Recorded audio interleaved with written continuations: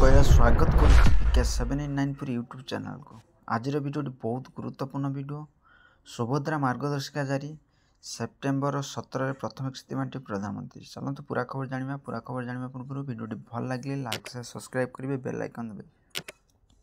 विधानसभा मुख्यमंत्री मोहन चरण माझी सुभद्रा योजना SOP स्टांड ऑपरेशन पुंजीजीओ घोषणा करने पर सोमवार महिला शिशु विकास विभाग पक्षर विधिवत भाव योजना संपर्कित मार्गदर्शिका जारी कर मार्गदर्शिकार सुभद्रा योजना किपरि आवेदन करेंगे से संक्रांत स्पष्ट सूचना देते।